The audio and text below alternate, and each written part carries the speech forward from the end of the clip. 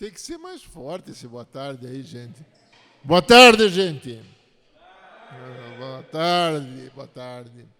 Quero agradecer aí todo o pessoal da Rua da Cidadania, né? Da regional como um todo, que na realidade é a Rua da Cidadania, conhecido, o pessoal não tem como, a Rua da Cidadania, dizer, não, a regional lá, independentemente do núcleo que corresponde a cada secretaria. Mas é um prazer aqui a gente estar recebendo o RH Criativo, que está fazendo aí o trabalho nas regionais, e aproveitando a oportunidade aí dessa nossa interação, a integração entre os funcionários aí, né? E a oportunidade aqui de a gente participar, conhecer, me parece que tem alguns talentos aqui, e ver se despertamos também, na parte dos funcionários aí, alguns talentos também, né? Eu estava vendo aqui o tema conversa, verso e prosa. Então, gente, trago também aí um forte abraço do prefeito Gustavo Fruit, né, que comenta muito dos nossos eventos aí da Regional do Boqueirão. Esses dias ainda tivemos aí na inauguração da Unidade de Saúde do Xaxim, né? E tiveram bastante comentários aí do empenho de todos os núcleos aqui da Regional do Boqueirão, assim como o desempenho dos funcionários, dos gestores, de todo o pessoal, de toda a equipe. Aproveito aqui esse evento aqui do RH Criativo, agradecendo a presença aqui de vocês e agradecendo aqui a nossa equipe. E eu digo a equipe como um todo. Gente, muito obrigado. E agora nós vamos receber aqui o Aurélio. O RH Criativo é um projeto que está dentro da Secretaria Municipal de Recursos Humanos e tem por objetivo, eu não diria criar, eu tenho por objetivo mostrar os talentos que nós, servidores da Prefeitura, temos, alguns que ficam escondidos, e a gente vai pinçar esses talentos em algum lugar e traz eles para a luz, né? Para a gente poder mostrar o quanto a gente é capaz, o quanto a gente faz, além daquilo que a gente faz no nosso dia a dia, no nosso trabalho. Tem muita gente que é muito talentosa e o projeto tem por objetivo fazer com que esses talentos sejam vistos. Sejam vistos por nós, sejam vistos pela comunidade, enfim, sejam vistos. Porque não tem ninguém que seja um talento que não goste de ser reconhecido como um talento. Bom, eu não vou falar muito, até porque tem muita coisa para acontecer aqui. Eu vou passar a palavra para o Daniel, que o Daniel fala muito melhor que eu, né, Daniel? E ele vai mostrar todo o evento para vocês, tá bom? Obrigado. Conversa e prosa, que é tempo de encontrar a vida no verso ímpar, a palavra a principiar. Converse com rima e prosa, quixotes vão te guiar, moinhos de versos vivos nas rodas do cirandar. Eu converso porque é preciso, e o tempo pode esperar o vento, contando histórias dessas terras e além-mar. Camões, Cabral, Cervantes, Vinícius, Carlos, Nejar, Helenas, Adélias todas, Marias a nos lavrar. O livro, a lira, o mote, motivo para se encontrar em outro conversa e prosa, que agora vai começar.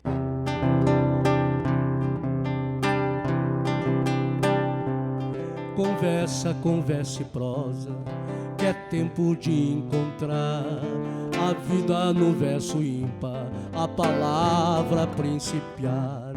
converse com rima e prosa, quixotes vão te guiar, moinhos de versos vivos nas rodas do cirandar. Converso porque é preciso e o tempo pode esperar, o vento contando histórias dessas terras e além-mar. Camões, Cabral, Cervantes, Vinícius, Carlos, Nejar, Helenas, Adélias, todas Marias a nos lavrar. O livro a ler o mote, motivo para se encontrar em outro converso e prosa que agora vai começar. Em outro converso e prosa que agora vai começar. Em outro converso e prosa que agora vai. Ô de casa!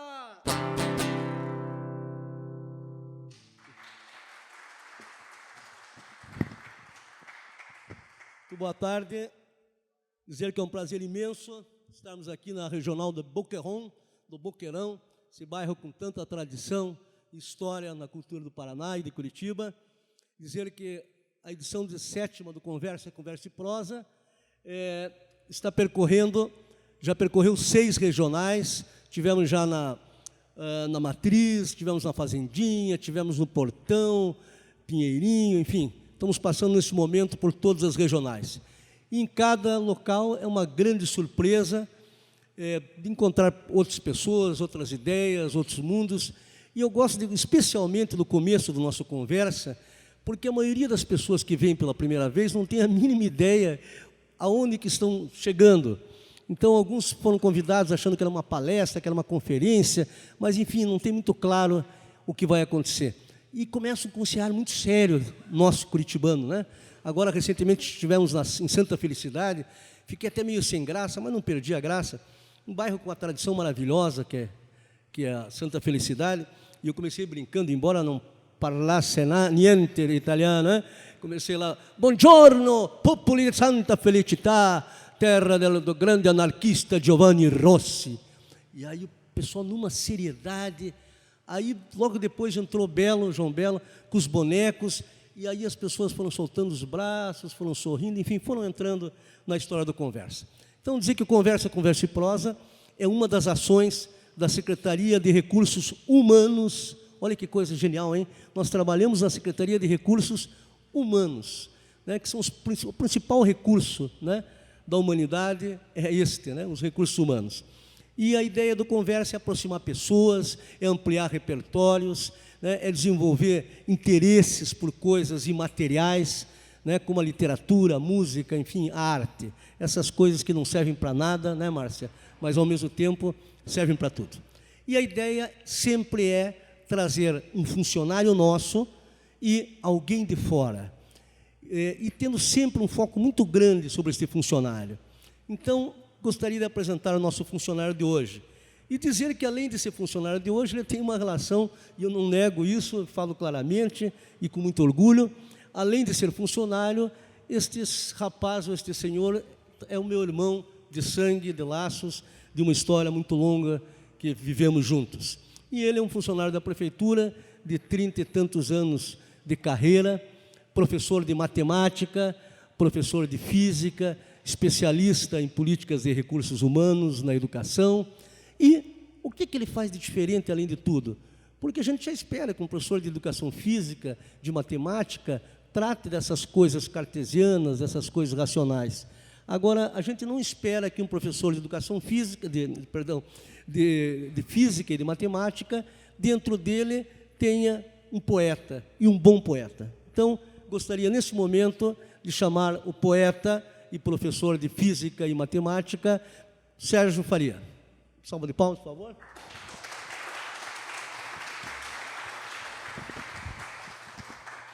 Então, Sérgio Faria, seja muito bem-vindo a mais uma edição do nosso Conversa e Prosa. A palavra é sua. Agradeço os aplausos e a presença de todos. E acho que ao longo da nossa conversa aí vai se desenvolvendo algumas questões, né? Queria começar dizendo que ontem foi a primavera e algum tempo atrás escrevi para a primavera. Antes eu diria o seguinte, tem uma música do Milton e do Loborges que fala, se eu chorar, não sei o que e tal. Então, se eu chorar é só poesia, é a lua chore não é só poesia, é teu vestido cor de malha. Então, às vezes a gente se emociona com as coisas que faz, então eu peço que considere esse fato. Primavera, verdade primitiva, ciclo que se completa, eterno retorno de um tempo que não volta, me sentenciando ser nada logo mais. Sol que renovações no janeiro, fogo de paixões queimando, fruto de maio brotando em nosso peito, pó que adormece com os ventos de julho e que retorno contigo, porque só tua beleza é obra-prima, verdade primeira. Legal. Obrigado, Sérgio. Como a primavera é a única estação do gênero feminino, enquanto palavra, né? Eu vou fazer uma saudação às mulheres aqui, tentando dizer o que elas são no meu pensamento. Mulher, nosso porto, nossa rota, nosso ponto de partida, mapa, busca, mãe e vida.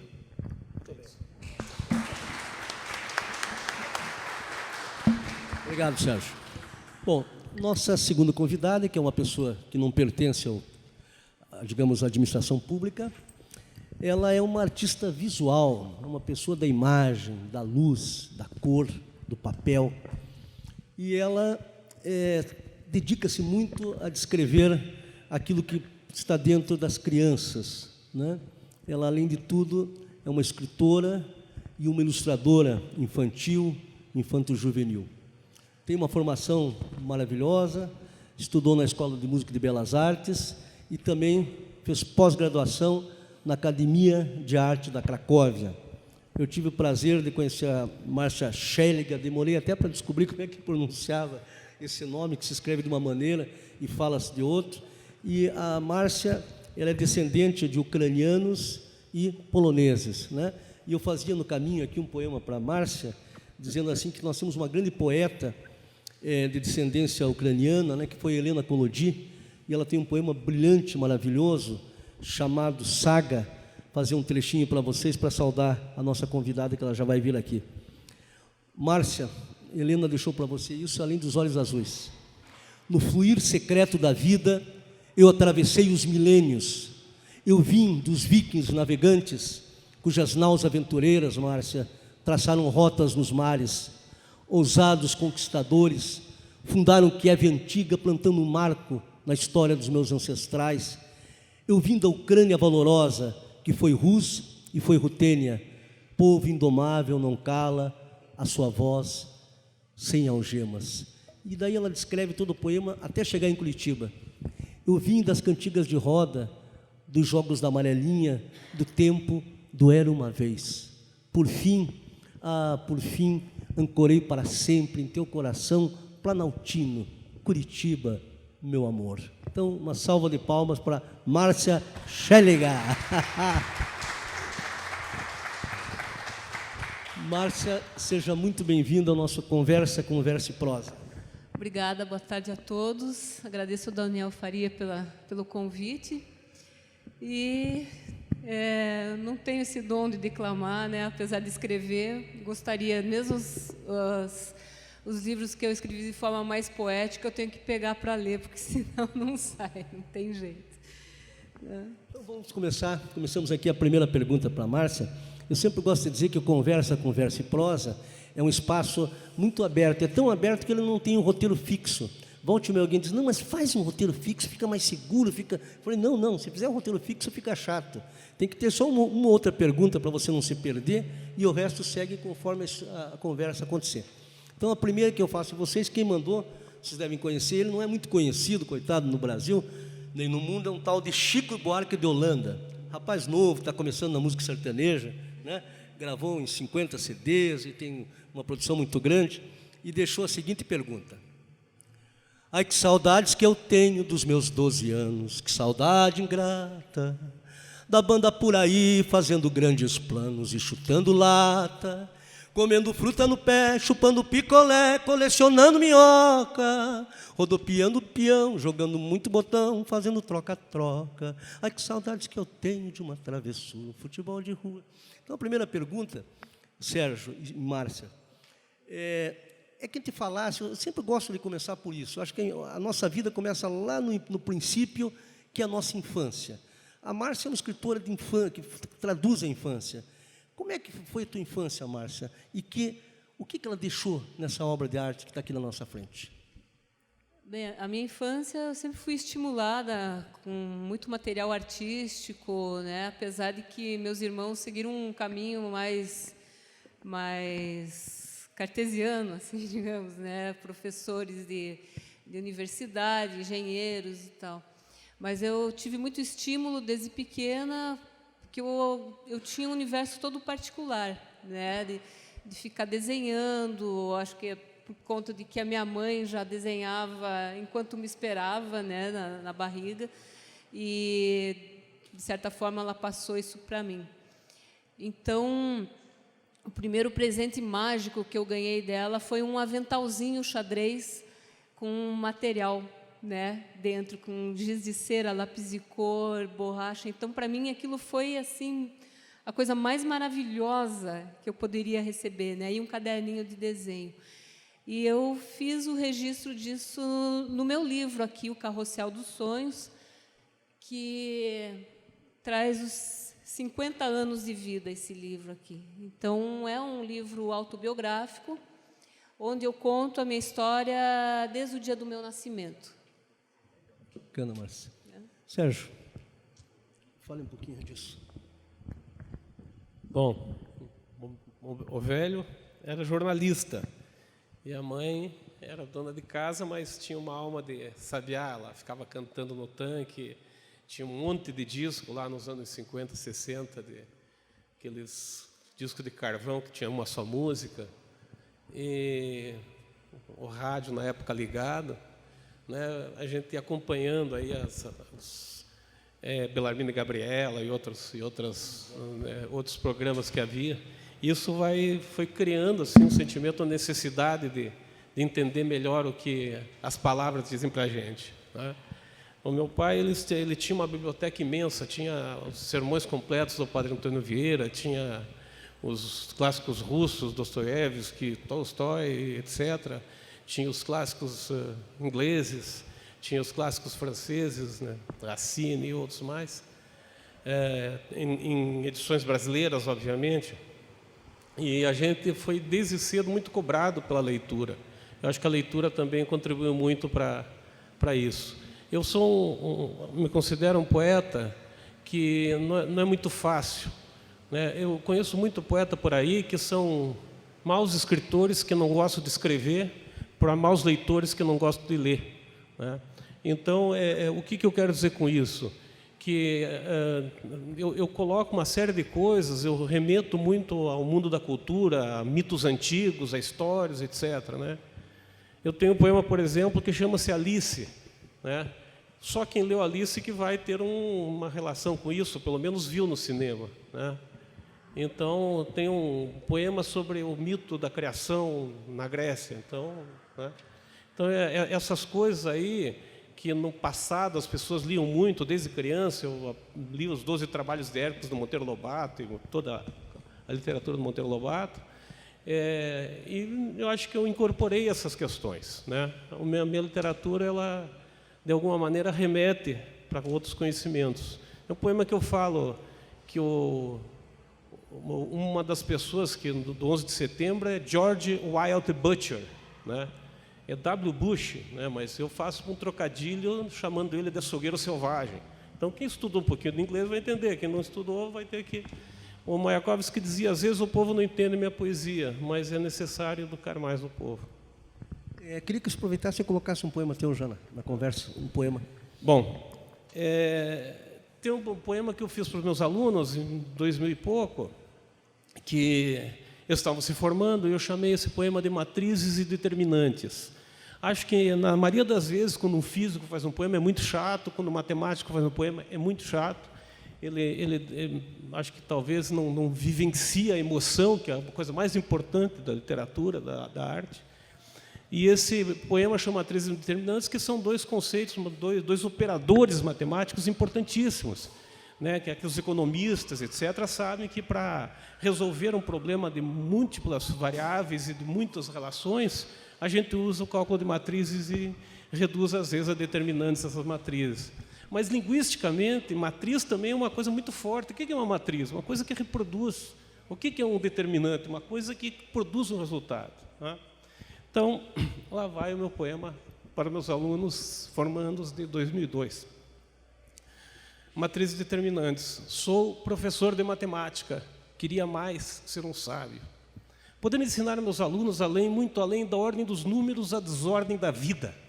Mostrar que o desacerto da álgebra presente não é fatal, inevitável, natural. É construção humana, desumana, deslavada, desmedida. Queria fazê-los intuir que, apesar de estarmos há muito juntos, nossas vidas não se tocaram do jeito com que sonhamos, no rumo do necessário. Permanecemos como produto de sinais trocados, onde a unidade é inacessível. Só nos extremos podemos resolver a equação da vida, de infinitas transcendências, mas de solução trivial, possível, determinada. Amar, amar e amar. Muito bom, muito bom. Márcia, você me parece que morou um tempo, e os teus livros colocam um pouco isso, a questão das culturas indígenas. Você morou em tribos indígenas? O meu primeiro contato com indígenas foi com os Guarani, na Ilha da Cotinga, e foi assim um fim de semana. E a partir dali eu me despertou a vontade de lutar pela causa indígena, né? Mas no fundo era para trazer toda essa cultura para o meu trabalho, né? Através das obras de arte e também na literatura. Então, quando eu tive contato com as lendas indígenas, eu vi uma diversidade cultural muito grande, assim. Então, para cada povo indígena eram características diferentes. E aí eu entrei, fiz algumas tentativas pela FUNAI, quase briguei lá uma vez, porque eu vi a condição dos índios e fiquei bastante incomodada com aquilo. Aí não consegui ir para uma reserva indígena aqui no Paraná. E aí eu tentei, através de um esquema de voluntariado, pela UPAN, que na época se chamava Operação Anchieta, e agora, atualmente, se chama Operação Amazônia Nativa.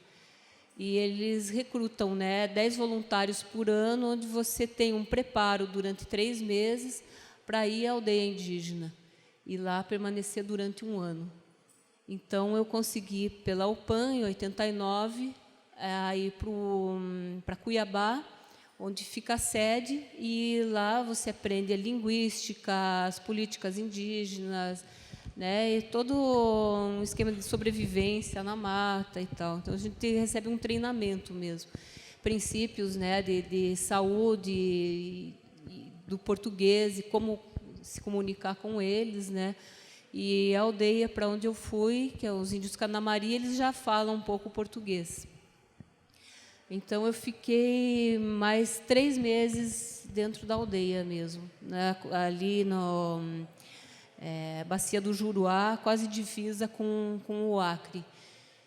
E foi uma experiência incrível, mágica, assim. Nossa, e a minha sensibilidade ficou muito apurada dentro da mata, né?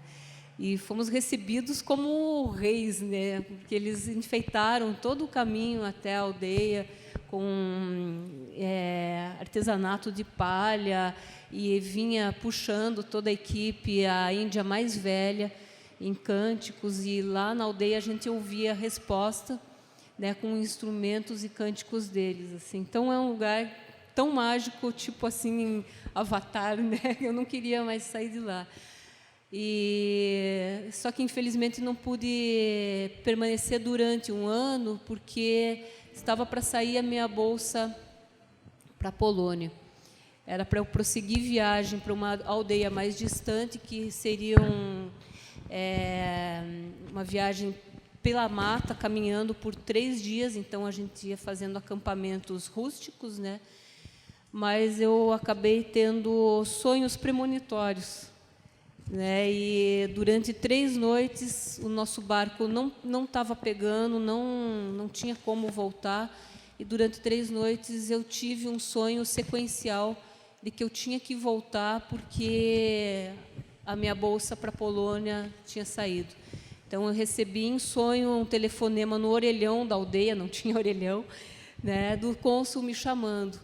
E aí eu fiquei incomodada com aquilo, eu falei, não vou poder seguir viagem adentro, né? E aconteceu uma coisa bem interessante, de uma pagelança mesmo, eles iam fazer um trabalho xamânico, né, de recuperar um índio que estava com metade do corpo paralisado. E eu queria acompanhar tudo isso, né? Eles fazem com rituais de ayahuasca e tudo mais, né? Tudo para trabalho de cura e de consulta aos ancestrais. Aí eu nem precisei de nada disso, só os sonhos já estavam me dando uma resposta adiantada do que eu tinha que fazer. Então, na segunda noite, eu sonhei que eu estava preparando o relatório para voltar, né, para Cuiabá e apresentar o relatório de toda a pesquisa de campo. E na terceira noite, eu sonhei que eu estava pegando um avião para a Polônia. E, milagrosamente, no terceiro dia, o barco pegou. E a gente fez o retorno. Levou mais uns 3 dias para chegar à cidade de Irunipé, que é uma cidadezinha, um vilarejo. E, quando a gente chegou lá, a casa estava totalmente baleada. Ou seja, ela tinha sido baleada 3 dias antes, que se eu tivesse saído antes, eu teria chegado bem no dia por seringueiros. Né? É conflito, eles não suportam pessoas que trabalham com índios, que estão a favor da causa indígena, né? Então, foi por um fio que eu escapei, e o senhor que estava lá levou um tiro no braço, e ele recebeu a ligação de que eu tinha que voltar urgente para Curitiba, porque havia saído mesmo a minha bolsa de estudos. Então, eu tinha uma semana para arrumar todas as coisas e tomar o avião para a Polônia. E daí aconteceu exatamente isso. Eu fiz todo o relatório, né, do trabalho de campo, apresentei em Cuiabá, peguei o avião, voltei para Curitiba, fiquei enlouquecida, arrumando e desarrumando a mochila não sei quantas vezes, porque eu estava bem perdida. E entrei no avião, né, fui para São Paulo, fui para a Polônia, e dentro do avião eu sentia como se eu ainda estivesse na mata. Eu ouvia as vozes, as conversas dos índios, o som da mata, aquela sinfonia dos sapos muito rica, assim. Levei muito tempo para me dar conta que eu estava na Polônia, assim, acho que quase uns 6 meses para realmente me tocar que eu estava com os pés no país dos meus ancestrais. Depois eu queria ouvir um pouco mais, nós vamos conversar um pouquinho sobre a Polônia, sobre esse trabalho todo. Sérgio, normalmente, no Conversa, a gente tem convidado muitos grandes músicos do Paraná, então sempre quando termina a conversa aqui, eu digo assim, põe uma música na roda, mas como é um poeta, põe uma poesia na roda aí para a gente. Fazer um comentário antes. Acho que a literatura, a arte, a poesia, como o grande escritor mexicano Otávio Paz falou, ela nos remete ao outro lado da realidade. É uma forma de conhecimento que envolve mais do que a compreensão, a sensação, mais do que o convencimento, o sentimento. Então, eu acho que para escrever a gente tem que estar muito pensando no outro. E esse poema eu fiz também para os meus alunos, numa comemoração, fui para um canto lá e escrevi no guardanapo. De cores, sons e rimas. Bem quisera ser poeta, sentir o que o irmão sente, olhar por dentro dos seus olhos as cores, os tons, os matizes, ouvir o que lhes toca, os sons, os ritmos, os timbres, acessar seus sonhos, pensamentos, medos e desejos, captar o íntimo, as paixões, angústias e pecados, e então criar belezas, o bálsamo das rimas, que aliviasse os danos das culpas e fraquezas, cantando a vida em comunhão tão simples. Bacana. Muito bom. Sérgio, quando que a poesia entrou na tua vida exatamente? Quando que você se descobriu poeta? Como fez construir o primeiro poema, vamos dizer assim? Em 71, participante do movimento estudantil, eu fui preso e torturado, e da minha cela e que começaram a esconder a gente para um canto e para outro de Curitiba, incomunicáveis. E eu fiquei 10 dias dentro do DOPS, numa cela sem colchão e tal, sem janela, sem nada. E, na sequência, me levaram encapuzado para a delegacia de Santa Quitéria. E lá a gente não tinha quase acesso a nada. Eu comecei a ler uma série de livros que chegaram lá. Vinícius de Moraes foi muito importante. E eu escrevi para minha namorada, que veio a ser minha esposa, mãe do meu primeiro filho, um poema chamado Minha Estrela. Do quadrado da janela de grade vinha uma estrela lá no horizonte, era a única coisa que se via daquela grade. Do escuro de minha grade, do escuro de minha cela, pela janela de grade, vê-se uma estrela distante, vê-se uma estrela somente, mas que brilha intensamente como os teus olhos em mim, num dia que já vai longe, mas que parece tão perto, como o mar do céu aberto e o teu abraço é sem fim. Esse foi um dos primeiros poemas em 71. Legal, bacana. Já que você entrou nessa conversa, a Márcia falou aqui da Polônia, mas antes de entrar nisso, Márcia, você falava dos índios. Nesses teus livros que estão aqui, quais são os livros que têm especificamente essa temática da tua experiência indígena? O primeiro livro que eu ilustrei foi de um autor indígena, que é esse aqui, o Quivimirim, a lenda do Pombeiro Mago, do Brígido Ibáñez. Ele é do Mato Grosso. E aí, quero ver, tem um outro aqui, que é o Marangatu, que esse aqui é o mais recente, foi lançado agora, 2 mitos Guarani. Na verdade, o Quivimirim está aqui dentro também. Ele foi relançado junto com a lenda do Jaci Jaterê, que, na verdade, é a origem do Saci Pererê. O Marangatu fala da região sagrada, do cerro, região onde está acontecendo atualmente o conflito com os índios Guarani Kaiowá.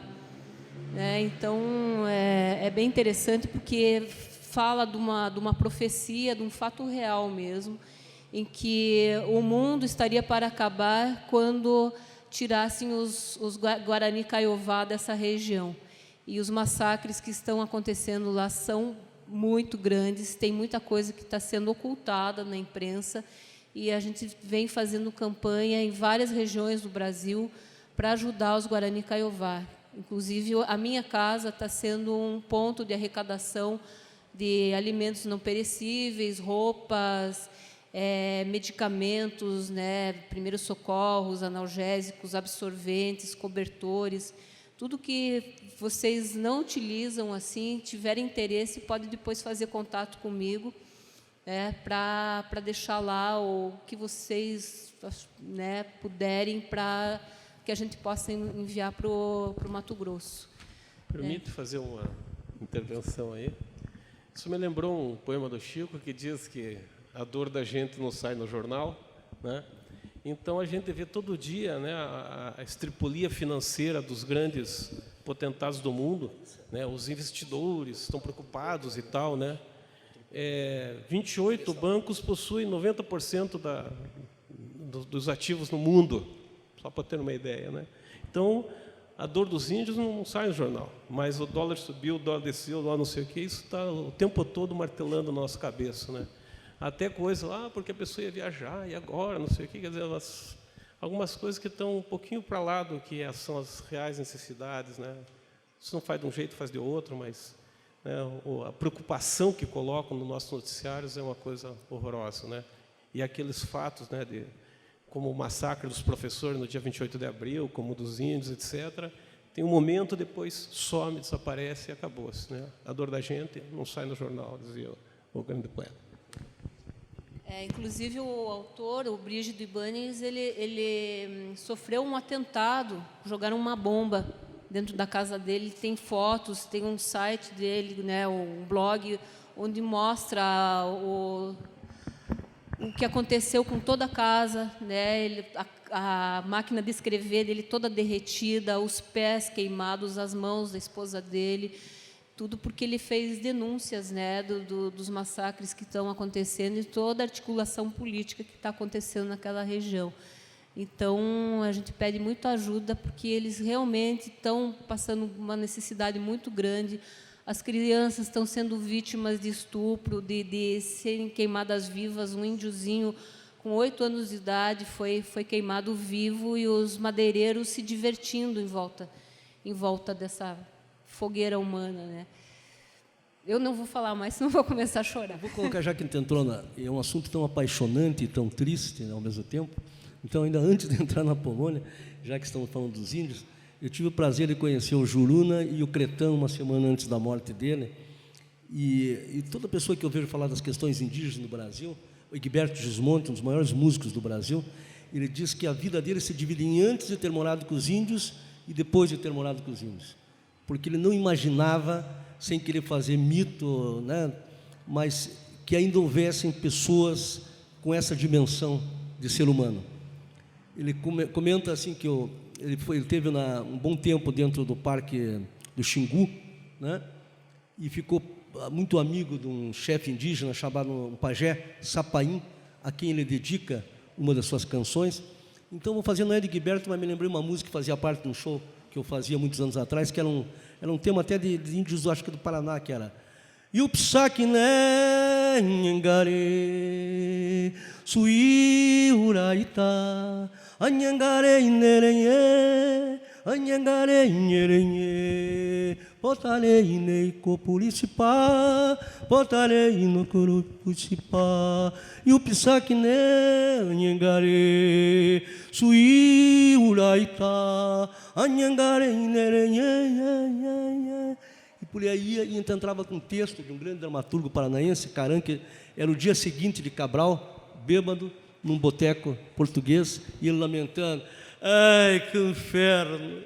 Falando para o dono do boteco, eu, Pedro Álvares Cabral, o grande navegante, que imaginava ter descoberto os Estados Unidos do Brasil, qualquer triste ironia do destino, fui descobrir esta porcaria dos Estados Unidos do Brasil, e na praia me esperar, em vez de índios de fama internacional? Não. Cheyennes, Apaches, Chiuques, peles vermelhas, qualquer. Esta gentalha de terceira categoria, que felizmente, na época, né, a FUNAI está tratando de exterminar, mas mesmo assim, aqui realizou-se a grande primeira missa, que narro a vocês o final dela: Ilha de Veracruz, terra de Santa Cruz, Souza Cruz, Brasil. Eu vou fazer só uma canção, daí nós vamos voltar à conversa. Maiaci, Maraê, Maiaci, Maraê, Iepemã, Iepemã, Iepemã, Maiaci, Tataí, Maiaci, Maraê, Iepemã, Iepemã.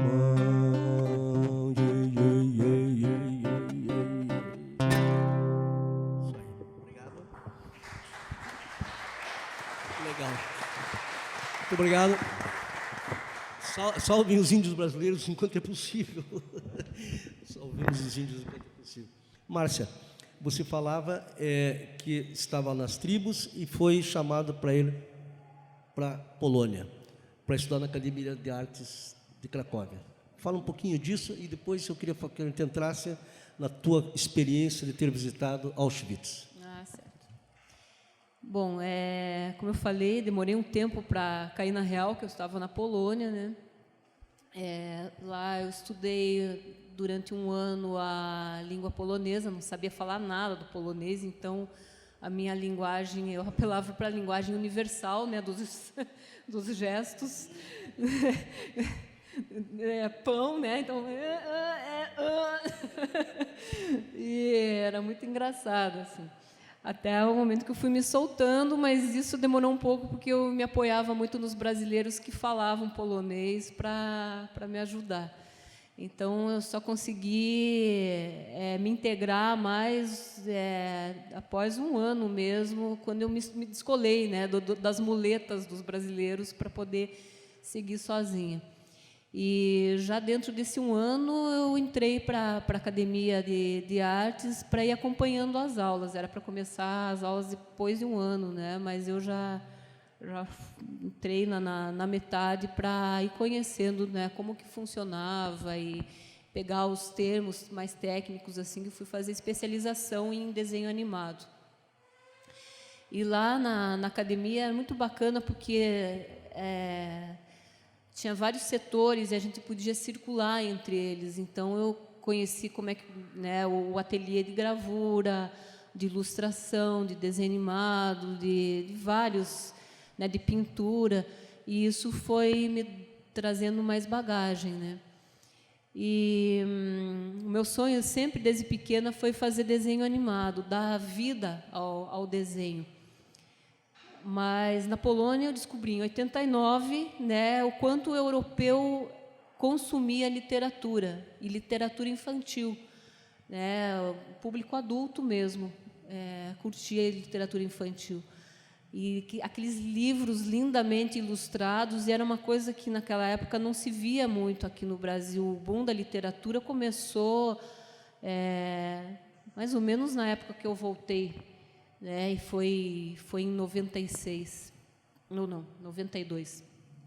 Então, quando eu estive lá na Polônia, eu falei, não, voltando para o Brasil, quero fazer isso, quero ilustrar livros, né, levar essa coisa nova para o Brasil, né. E aqui já estava acontecendo quando eu voltei.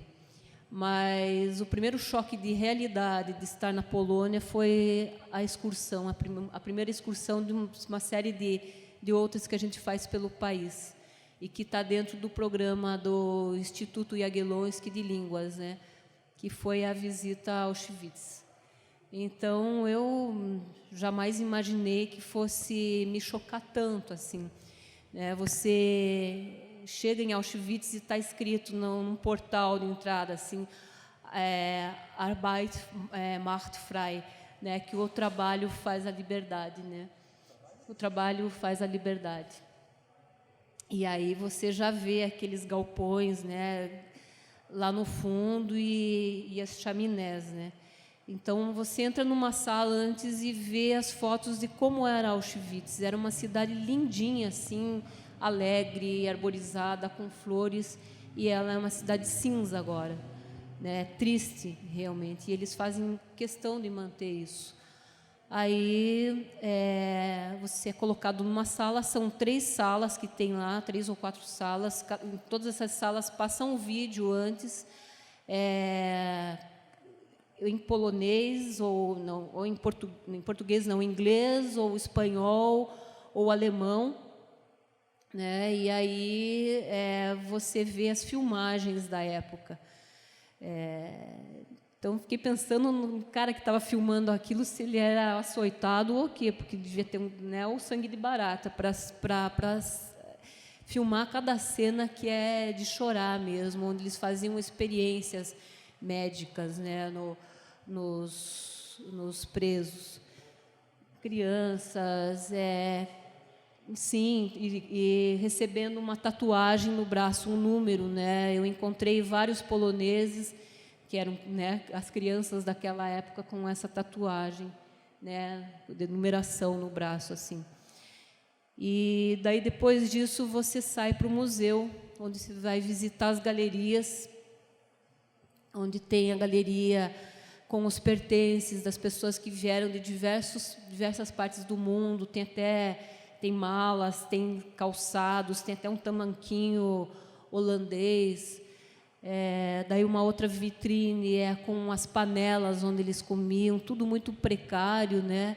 Outra vitrine com umas pernas de ferro, assim, quando eles já iam perdendo a força nas pernas, e tinham que usar aquilo, mas montanhas, imagina assim, uma coisa grandiosa mesmo. E uma das que mais me chocou foram os vestidos feitos de cabelo, né? E botões feitos de ossos. Então, é um troço assim realmente triste. Quer dizer, eu não vivi a tortura de Auschwitz, mas ver aquilo para mim foi uma tortura. Aí depois você vai para uma outra sala, tem outras salas com outras coisas tristes também, e vai para uma sala onde estão as fotos de todos os prisioneiros daquele campo.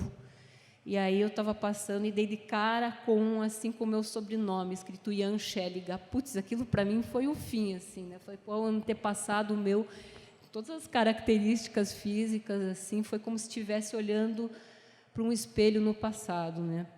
Então eu saí lá tonta, assim. Aí a gente entrou nos fornos, né? Quer dizer, não entrou no forno exatamente, mas no espaço onde estão os fornos, onde, né, você já consegue imaginar tudo o que aconteceu ali, e um cantinho onde eles, para a experiência, prendiam uma pessoa e fechavam tudo. Era um quadradinho assim, fechavam tudo com um tijolo, sem nenhum respiro, para ver quanto que a pessoa resistia a ficar lá dentro, né? Então, não resistindo, daí ia para o forno. Depois, a visita à vala também, onde jogavam os corpos. Cara, foi um troço assim apavorante mesmo, né? Eu saí de lá chocada e fiquei uma semana sem querer sair do quarto para não olhar ninguém, porque eu fiquei chocada com o que a humanidade passou e o que o ser humano é capaz de fazer e continua fazendo, né? Então, eu sei que eu estou contando muitas histórias tristes aqui, né? Mas eu falo isso porque a minha forma de sair, né, e de não ter que ficar olhando para isso, para notícias negativas, é transmutar em arte. Mesmo o meu lado mais sombra, também existe meu lado B, né? Eu transmuto em arte, né? Eu conto tudo nesse livro, né? É um apanhado geral assim de todo o meu percurso desde a infância, o que influenciou, porque eu escrevi esse livro justamente pensando nisso, né? Que as pessoas gostam de saber quem que é a figura por trás do artista e o que influenciou esse artista a fazer o que faz, né? Então tem mais de 500 imagens, né? Desde a minha infância até a produção atual. E é por onde eu escapo desse mundo denso que eu chamo, né? É através da magia da literatura e da arte, das cores, né? Da fé e do amor e da crença nesse mundo mágico. Legal, obrigado. Sérgio, a tua poesia também ela é muito política, né? Eu não sei qual que é a poesia que você vai pôr na roda agora, mas eu queria que você colocasse também um desses poemas teus assim, que são mais, né, fortes, contundentes. Eu estava lendo o livro de Tal, né, onde tinha uma questão dos homens e das coisas, né? E aí, como da mesma forma que o Hawking escreveu o Tal da Física, eu escrevi o Tal das Coisas, o Tal das Coisas. Socorro, estou perdido. Há pouco eu percebi que as coisas me possuem. Como demônios visíveis me seguem por onde vou. Me possuem como Exus que decidem meus atos no transe de terreiro. Virei carro, virei casa, virei coisas. Tempos que não controlo, espaços que me limitam, regras que me regem como fios finos num palco de bonecos.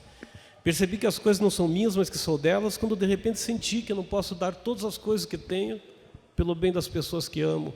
Sou apenas coisa das coisas num mundo de seres invertidos. Então, o tempo todo a gente está sendo invertido, não é só, né? O fato de acontecer essas brutalidades está muito ligado à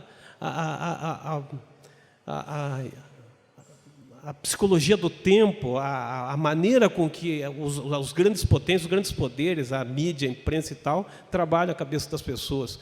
Tem um livro que eu aconselharia para quem gosta de ler, que chama-se Fahrenheit 451.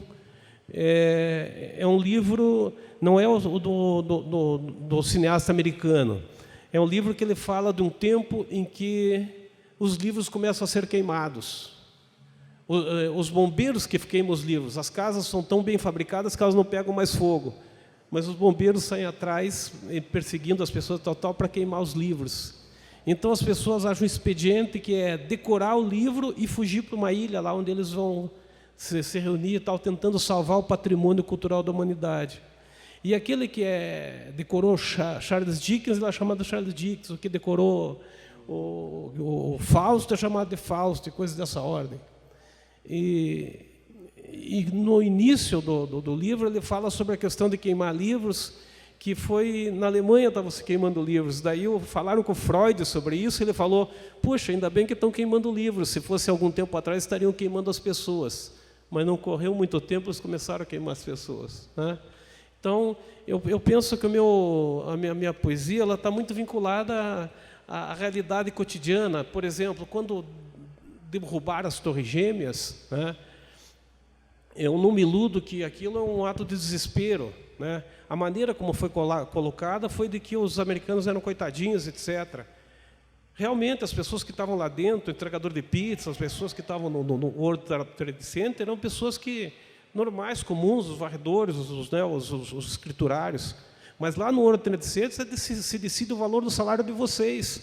Lá se decide quanto é que o Brasil vai pagar esse mês agora, 500 milhões tirado do orçamento para pagar a dívida externa. Então, lá no World Trade Center decidiu o preço da soja, do trabalho, etc., etc.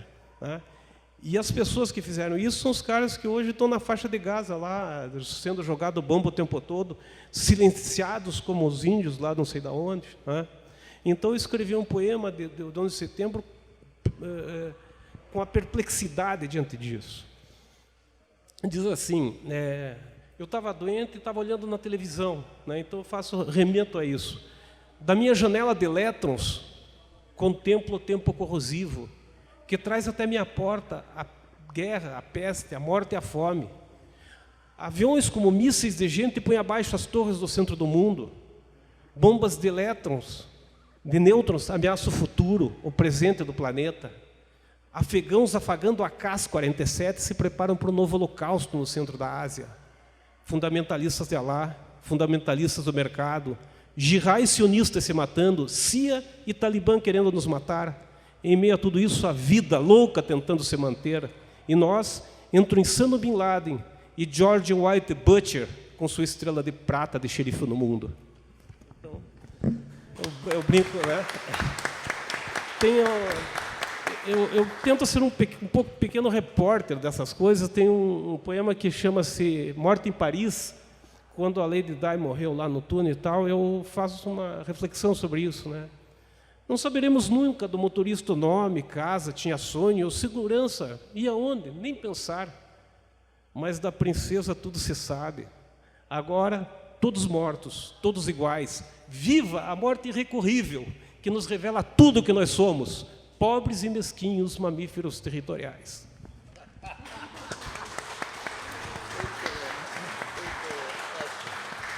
Territoriamos até a morte. Muito bom, Sérgio, parabéns. É uma pena que estamos quase chegando ao final, temos mais alguns minutos, uns 10 minutos aí, mas eu queria, a Márcia nos trouxe aqui algumas imagens que devem ser dos seus livros, dos seus trabalhos de ilustradora. Podia mostrar para a gente daí? Eu queria acrescentar que um dia um escritor me disse assim que o artista ele tem o dom de pegar a matéria bruta da realidade e transformar em obra-prima. E é o que a gente faz, né? Transmutar, né? Alquimicamente é isso que a gente fica com esse ar de perplexidade, chocado com o que vê no mundo, e fazer com que a arte resista para dar sentido à vida, né? Só a arte e o amor, como disse o Zeraldo. Eu queria chamar aqui a Merogi. Vem aqui, vem falar um pouquinho. A Merogi, para, enfim, fazer o encerramento, e depois eu queria agradecer algumas pessoas. Quero agradecer a Márcia. Eu, na verdade, conheci o teu trabalho, mas não conhecia a tua história, assim. E aí consigo entender agora que nesse hebreu que você viveu em alguns momentos, você conseguiu trazer isso em alegria. Bacana, parabéns. Acho que isso é uma experiência que a gente deve estar levando para a vida da gente, né? Que sempre tem o lado bom das coisas que a gente pode ver. Bacana, muito legal mesmo. Essa questão dos índios, ela impressiona muito, né? Eu tenho 2 amigos que acabaram convivendo com índios também e mudaram a vida deles, assim, conceitos, valores. Interessante mesmo, que bacana, parabéns pela coragem, né, de ter feito tudo isso, e de ter rompido lá e ter mudado, ido para a Polônia também, numa... Foi da água para o vinho, né? Da Amazônia, até a exposição que eu trouxe para Curitiba com lendas indígenas e polonesas, eu dei o título da Amazônia, Polônia num arco-íris, né? Que é procurando o lado mais colorido mesmo. Interessante, eu conhecia o teu trabalho como ilustradora e não sabia dessa tua história, que bacana. Obrigada por ter vindo, aceitado o convite. Sérgio, prazer revê-lo. Né? Quanto tempo, quantas dificuldades já vivemos e quantos momentos alegres também. Obrigada por ter aceito o convite. Dizer para vocês que participar do Conversa Prosa, na verdade, é um privilégio, né? Chegar aqui no Boqueirão, para mim, é muito interessante. A minha vida foi aqui, sabia, Daniel? Meu avô tinha uma chácara aqui no Boqueirão e eu passei minha infância aqui. À época, chegar aqui no Boqueirão era ir para uma chácara mesmo, como se fosse muito longe. Hoje é a cidade. É verdade. Sabe, quando nevou, em 75, eu estava aqui na chácara do meu avô. E a gente viveu aquela experiência da neve aqui. Então, me recorda assim, momentos muito alegres da minha infância, enfim. A gente vinha todas as férias de julho para cá. Em janeiro, a gente ia para a praia. Mas julho, a gente vinha para cá e ficava o mês inteiro. Ia curtindo daí a vaca, cavalo, enfim. E parecia realmente uma fazenda. Então, me traz uma alegria muito grande. É um privilégio participar do Conversa e Prosa, porque a gente consegue conhecer as pessoas, né?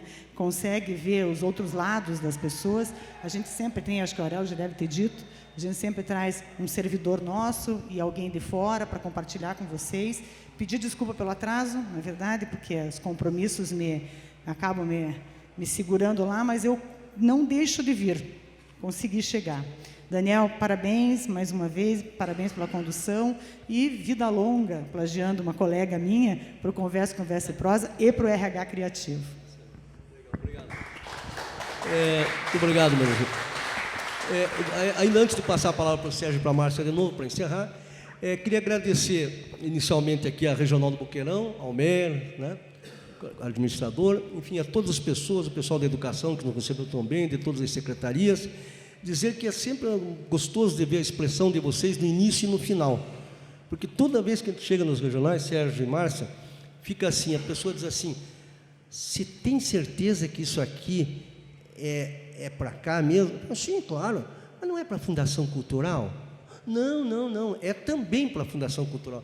Que a gente vive num mundo muito cartesiano, muito fechado, acha que guarda é para guardar, professor é para professorar, advogado é para advogar, engenheiro é para engenheirar, enfim, brincando, né?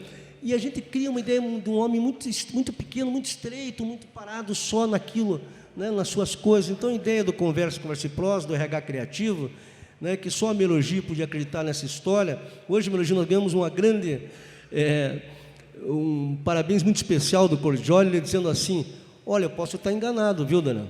Mas eu estou achando, me manda depois essas informações, que eu tenho encontro com todos os secretários de cultura do Brasil, às vezes com ministros, e eu acho que não existe nenhum projeto no Brasil atualmente que tente pensar recursos humanos como recursos humanos, né? Criativos, vivos, né?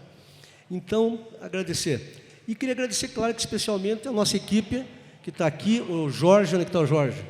Jorge? Ah, está aqui o Jorge, levantei o Jorge. O Jorge Malheiros, da equipe, professor de Educação Física, fotógrafo, programador visual, entre tantas outras coisas. A Carissa lá, mestre em Educação, em Arte, professora de Canto, etc. Enfim, uma salva de palmas para eles também, pelo trabalho. Agradecer a equipe da Biarticulado Eventos, aqui o Renato Próspero, que está aqui na câmera, o Silvio Próspero lá na ponta, ao pessoal da Fundação Cultural, sem o qual seria impossível a nossa Conversa e Prosa. E agora passar a palavra final ao Sérgio e à Márcia Schelliger. Sérgio, palavra sua. A primeira coisa, eu, saudando a Melogia, fazer história, colocar no mundo o que ainda não estava aí. E eu acho que isso aqui é estar fazendo história. A culpa não é toda de Deus. Nós criamos e recriamos o mundo a todo momento. E esse poema fala disso, chama-se Gênesis. Tudo era caos, era sombra, e veio o tempo e fez-se a luz. Tudo era pó e era água, e fez-se a lama, e veio o sopro, e fez-se a vida. Tudo era dado, tudo colhido, e fez-se a flecha, e fez-se o arado, e veio a caça, e veio a guerra. Tudo era aberto, tudo era solto, e fez-se a cerca, e veio a posse, e fez-se a fome, e fez-se a morte. Tudo era medo, tudo era estranho, e veio a letra, e fez-se a ciência, e veio a arte, e fez-se o mundo. Obrigado, Sérgio, pela tua participação. Ainda antes de passar a palavra para a Márcia, a Carissa está me olhando assim como diz, não esqueça, viu?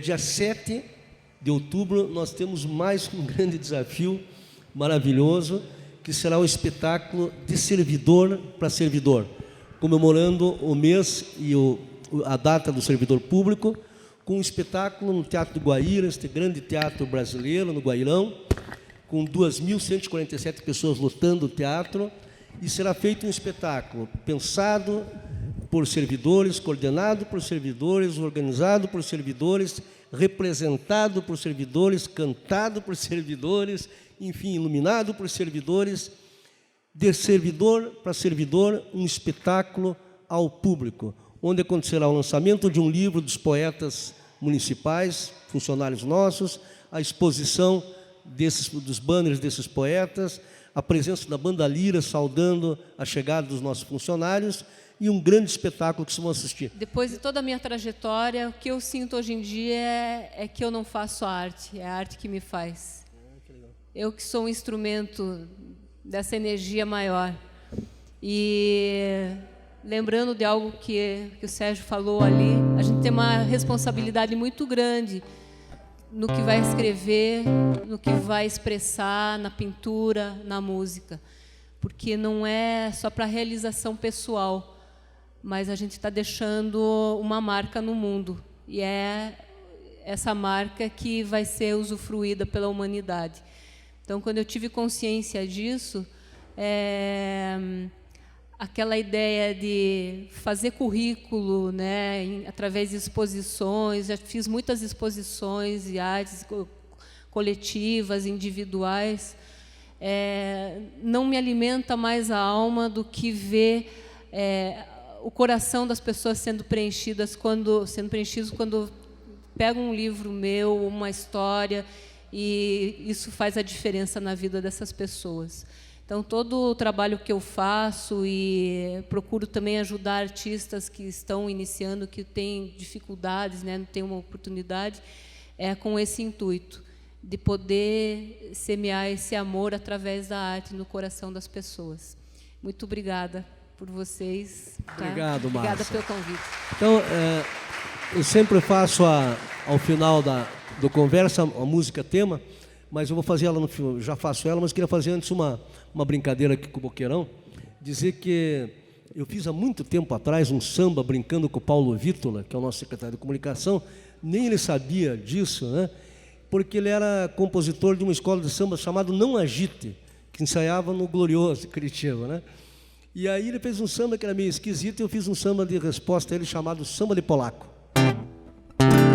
No Paraná, nunca deu samba, e nem dará. No Paraná, ô Daniel, nunca deu samba não, e nem dará, porque aqui só dá polaco, japonês e alemão,